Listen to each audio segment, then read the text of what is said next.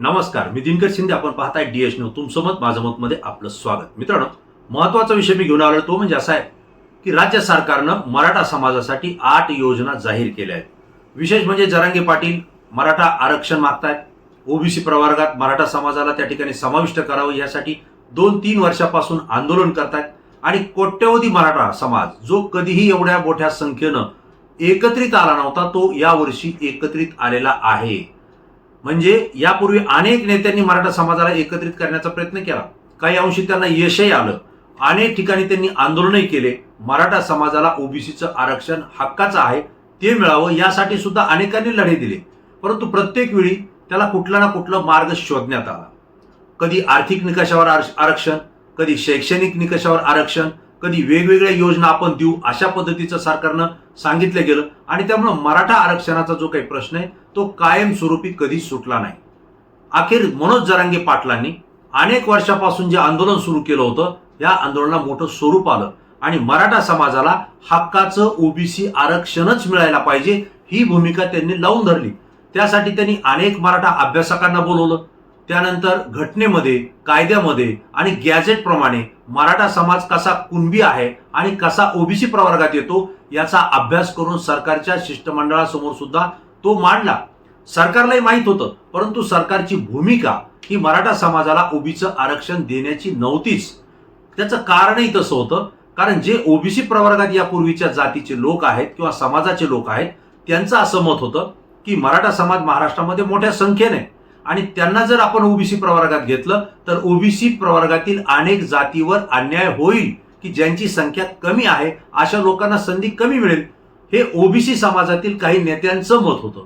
परंतु मनोज जरांगे पाटील आणि मराठा समाजाच्या नेत्यांचं मत होतं की मराठा हा हैदराबाद गॅजेटनुसार मराठवाड्यातला संपूर्ण हा कुणबी आहे आणि कुणबी ही जात ओबीसी प्रवर्गामध्ये 83 नंबरला आहे आणि त्यामुळं मराठा समाजाची संख्या कमी किंवा अधिक यावर ते ठरत नाही, तर कायद्यानं आणि घटनेनं आणि तरतुदीनं मराठा समाज जर कुणबी असेल आणि तो जर ओबीसी प्रवर्गात येणार असेल तर त्याला त्याच्या हक्काचं आरक्षण हे मिळालं पाहिजे. हे जरांगे पाटील आणि मराठा समाजाची भूमिका होती. मित्रांनो, सरकारला सुद्धा निवडणुकीमध्ये दोन्ही समाजाला आपल्या सोबत ठेवावं लागतं. त्यामुळे ओबीसी समाजही नाराज होता कामा नये, मराठा समाजही नाराज होता कामा नये. ही भूमिका प्रत्येक राज्यकर्त्याची आहे.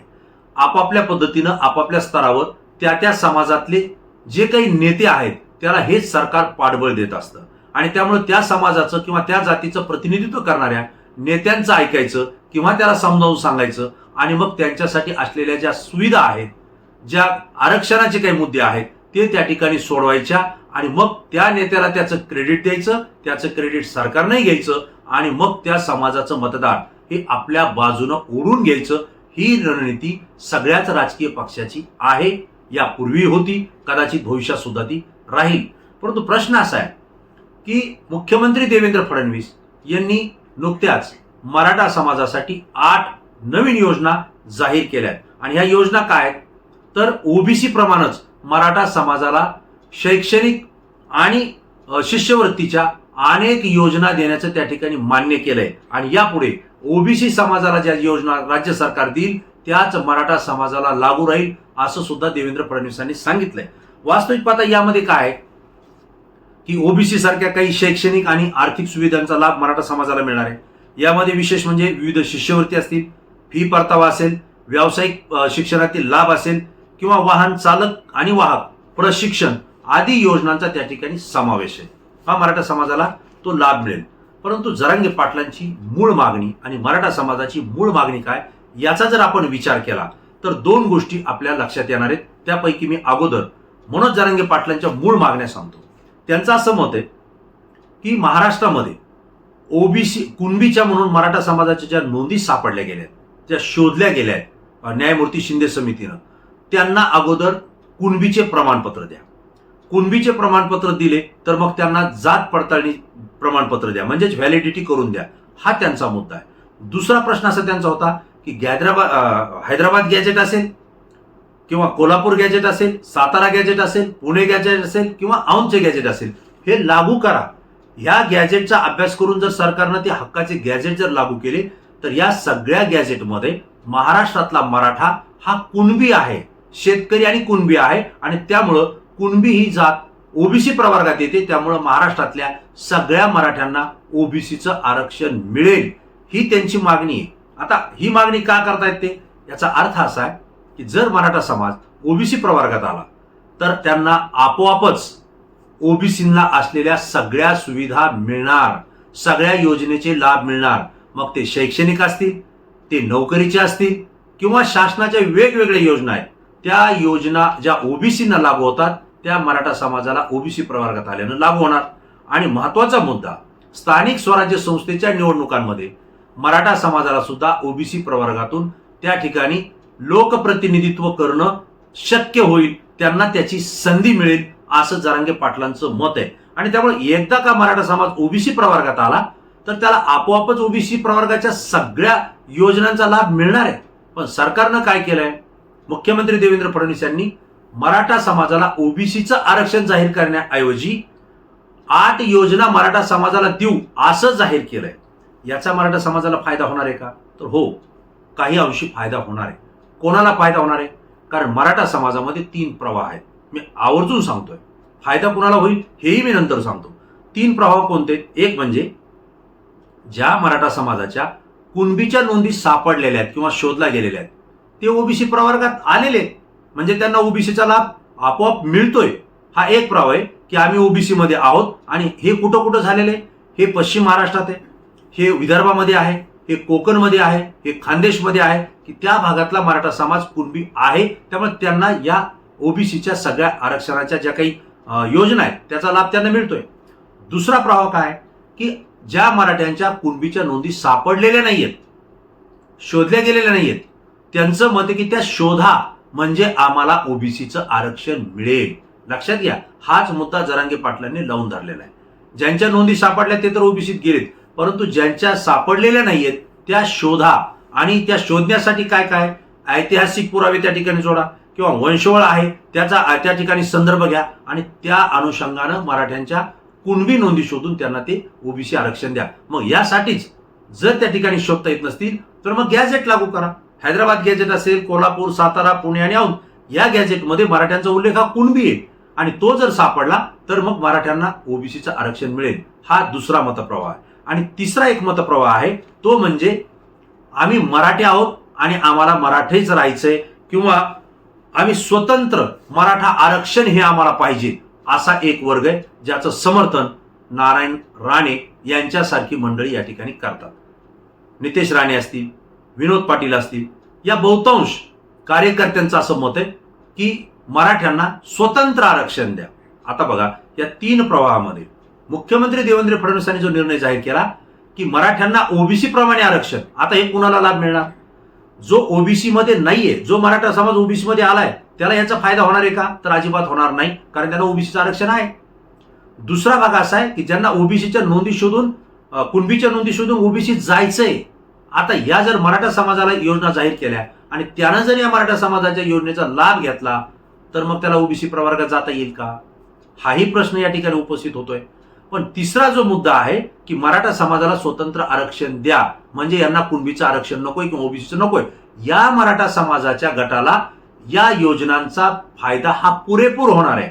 कारण ते मराठा समाज म्हणूनच राहणार आहे, त्यांना कुणबीचं नकोय आणि ओबीसी आरक्षणही नकोय. मग मराठा समाजाच्या मुलांसाठी जे शैक्षणिक योजना जाहीर केल्या त्याचा त्यांना फायदा होणार आहे. म्हणजे इथं काय होणार, या निर्णयामुळं मुख्यमंत्री देवेंद्र फडणवीस आणि राज्य सरकारच्या या निर्णयामुळं कधी एकत्र न येणारा मराठा समाज जो कोट्यावधीने एकत्र आलेला आहे यांच्यामध्ये 2 मतप्रवाह करण्यासाठी हा विषय कारणीभूत ठरेल का असा प्रश्न निर्माण होतोय.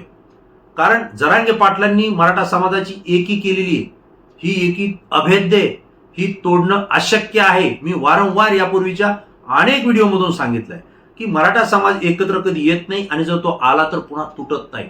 त्याला प्रामाणिक नेतृत्वाची गरज होती, विश्वास देणाऱ्या नेतृत्वाची गरज होती आणि स्वतःच्या शरीराला, स्वतःच्या जीवाला झळ पोचून समाजासाठी व्यतीत होणारा, समाजासाठी आपलं आयुष्य खर्च करणाऱ्या नेतृत्वाची गरज होती. आणि ते नेतृत्व मनोज जरांगे पाटलांच्या रूपानं मराठा समाजाला मिळाले, जे की कुठेही बंद दरवाजा आड चर्चा करत नाही, खुल्या मैदानात सगळ्या लोकांच्या समोर, राज्य सरकार असो, शिष्टमंडळ असो, न्यायमूर्ती असो किंवा मंत्री असो, यांच्या समोर थेटपणे ते चर्चा करतात, मराठा समाजाचे प्रश्न उपस्थित करतात आणि विशेष म्हणजे जरांगे पाटील हे आजपर्यंत सरकारला मॅनेज झालेले मराठा नेते नाहीयेत. मी मॅनेज झालेले या अर्थानं म्हणतो, म्हणजे याच्या पूर्वीचे मराठा नेते मॅनेज झाले असं मी म्हणत नाही, परंतु ते राजकीय फायद्यावरती गेले. कोणी विधान परिषदेवर गेलं, कोणी राजकीय निवडणुका लढलं, कोणी राजकीय पक्ष स्थापन केले, कुणाला महामंडळं मिळाली, परंतु जरांगे पाटील कुठल्याही राजकीय पदावर गेलेले नाहीत आणि मी यापुढे जाणारही नाही असं त्यांनी विश्वास समाजाला दिलेला आहे. त्यामुळे जे काही करेल ते समाजासाठी करेल. यामुळे जरांगे पाटलांच्या पाठीमागे हा मराठा समाज एकवटलाय. आता या मराठा समाजाला जोपर्यंत त्यांच्या दुफळी होत नाही तोपर्यंत जरांगे पाटलांची ताकद कमी होत नाही, हे सगळ्या राजकारणी मंडळींना माहिती आहे, सरकारला सुद्धा माहिती आहे. आणि त्यामुळे जरांगे पाटील जे बोलतात, जे आंदोलन करतात, मागण्या करतात, ते राज्य सरकारला त्या ठिकाणी मान्य कराव्या लागतात, कारण त्या कायद्यात असतात. आणि त्यांना जर त्या मागण्या मान्य नाही केल्या तर आंदोलनाची तीव्रता वाढत चाललेली आहे. 3 वर्षात आपण पाहतो एका गाव स्तरावर आमरण उपोषण आंदोलन करणारे मनोज जरांगे पाटील आज तालुका स्तर, जिल्हा स्तर, राज्य स्तर, आता देशव्यापी पोहोचलेले. जर त्यांनी देशव्यापी आंदोलन केलं तर देशामध्ये सुद्धा मराठा समाज प्रत्येक राज्यामध्ये विखुरलेला आहे, तो सुद्धा एकत्रित येऊन त्यांच्या नेतृत्वाखाली आंदोलन करू शकतो. हा विश्वास राज्य आणि केंद्र सरकारला आहे. आणि त्यामुळे मनोज जरांगे पाटलांची ही मोठी ताकद आहे, मराठा समाज एकत्र असणं. आणि त्यामुळे अशा योजना ज्यावेळेस जाहीर केल्या जातात त्यावेळेस मात्र समाजामध्ये दुफळी किंवा विभागणी करण्याचा कोणी प्रयत्न करतंय का, ही शंका मनामध्ये येते. आणि ही राजकीय विश्लेषक असो, मराठा समाजातील काही नेतृत्व करणारे तरुण असतो, यांनी सुद्धा हा प्रश्न उपस्थित केलाय. मग प्रश्न असा आहे, आज मराठा समाजाला योजना मिळाल्या, पण ओबीसी आरक्षणाचं काय? ओबीसी आरक्षणाचा प्रश्न आजही कायम आहे. योजनेचा लाभ मराठा समाजाला मिळेल का? विद्यार्थ्यांना तर मिळेल, पण ओबीसी आरक्षणाचा प्रश्न अद्याप सुटलेला नाहीये. काही मागण्या ज्या आहेत त्या निश्चितपणे राज्य सरकारनं मंजूर केल्यात, देवेंद्र फडणवीसांनी मंजूर केल्यात. राधाकृष्ण विखे पाटील असतील, प्रसाद लाड असतील, एकनाथराव शिंदे असतील, सुनेत्राताई पवार असतील, यांना त्या मागण्या मान्य करताना, प्रश्न सोडवताना यश मिळालेले. परंतु अद्यापही हैदराबाद गॅजेट असेल, सातारा गॅजेट असेल किंवा इतर गॅजेट हे अजूनही लागू झालेले नाहीयेत, मागण्या पूर्णत्वास गेलेल्या नाहीयेत, हे मी आपल्याला आवर्जून सांगतोय. आणि 58 लाख नोंदी ज्या राज्य सरकारनं शोधलेल्या आहेत कुणबी म्हणून मराठा समाजाच्या, त्यांना पूर्णतः प्रमाणपत्र वितरित झालेले नाहीयेत, म्हणजे त्यांचे जात प्रमाणपत्र त्यांना दिले गेले नाहीत. आणि ज्यांना दिले गेलेले त्या सगळ्यांच्या व्हॅलिडिटी पूर्ण झालेल्या नाहीत. त्याला रोखण्याचं काम काही अधिकारी, प्रशासकीय कर्मचारी त्या ठिकाणी करतात, हे मनोज जरांगे पाटलांचा आरोप आहे. आणि त्या अनुषंगानं राज्य सरकारनं पुढची पाऊल उचललेली आहेत, त्यावर कारवाई होते. मग आज राज्य सरकारनं मराठा समाजाला ज्या योजना दिल्या त्या वेगळ्या, आणि मराठा समाजाची ओबीसी आरक्षणाची मागणी आहे ती वेगळी आहे. जर मराठा समाजाला पूर्णतः ओबीसी आरक्षण मिळालं तर वेगळ्या योजना जाहीर करण्याची राज्य सरकारला गरज नाही, हा मुद्दा समजून घ्या. जर मराठा समाजाला ओबीसी आरक्षणच जर मिळालं तर आपोआपच त्याला ओबीसीच्या सगळ्या योजनांचे लाभही मिळणार आहेत. त्यासोबत राजकीय पटलावर स्थानिक स्वराज्य संस्थेमध्ये सुद्धा ओबीसी प्रवर्गातून त्याला निवडणूकही लढता येणार आहे. तो त्या ठिकाणी स्थानिक लोकप्रतिनिधी सुद्धा म्हणून जाऊ शकतो. नोकरीमध्ये, शिक्षणामध्ये सुद्धा त्याला त्याचा फायदा होऊ शकतो. हा भाग महत्वाचा आहे. आणि म्हणून मनोज जरांगे पाटील हे आपल्या मागण्यांवर, आपल्या भूमिकेवर ठाम आहेत की राज्य सरकारनं योजना दिल्या त्याबद्दल राज्य सरकारचे आम्ही आभार मानतो. एक वेळेस नव्हे, 4 वेळेस आभार मानतो. त्यांच्यावर आम्ही फुलांची वृष्टी सुद्धा करतो. पण आम्ही केलेल्या मूळ मागण्या आणि महत्वाचे जे मुद्दे आहेत त्या मागण्या पूर्ण केल्या तर राज्य सरकारला मराठा समाज जल्लोष कसा करतो, गुलाल कसा उधळतो आणि फुलांची उधळण कशी करतो ते सुद्धा आम्ही दाखवून देऊ, असं जरांगे पाटील अधोरेखित करून सांगतायत. त्याचं कारण हेच, कारण योजना मिळाल्या, ओबीसी आरक्षणाचा प्रश्न अद्यापही पूर्ण सुटलेला नाहीये. मित्रांनो, ही माहिती मला तुमच्यापर्यंत देणं गरजेचं वाटलं, मी दिली. कारण मराठा समाजात अनेकांचे प्रश्न उपस्थित झालेत, अनेकांनी फोन लावलेत, डीएस न्यूजच्या माध्यमातून ते सुद्धा जाणून घेण्याचा प्रयत्न करतायत की या योजनाचा आणि मराठा ओबीसी आरक्षण जे आहे, जी मागणी आहे, तिचा काही एकमेकांशी ताळमेळ आहे का, किंवा या योजना दिल्या म्हणजे मराठा समाजाला ओबीसी आरक्षण मिळालंय का, त्याचा आम्हाला फायदा होईल का, असे प्रश्न उपस्थित केलेले आहेत. आणि त्यामुळे मी सांगितलंय, जे यापूर्वीच कुणबीच्या नोंदीनं ओबीसीत आले त्यांना या योजनांचा फायदा आता मिळणार नाही, कारण त्यांना ऑलरेडी ओबीसी मध्ये तो मिळतोय.